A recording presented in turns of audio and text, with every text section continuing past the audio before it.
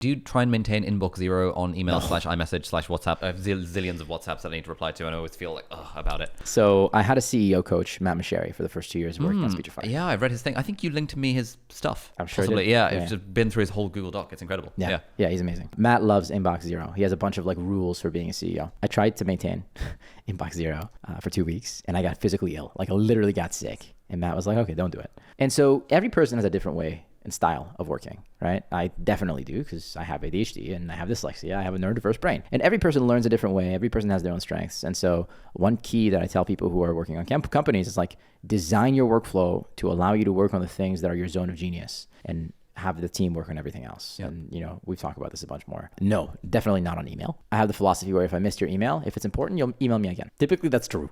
For iMessage, it's more personal. So I do make sure that I respond to all the iMessages. And so that, does stay. And that's not very hard because you can just heart something. You can leave an audio message. Like iMessage is easy. WhatsApp is relatively easy. I leave groups on WhatsApp as quickly as I can.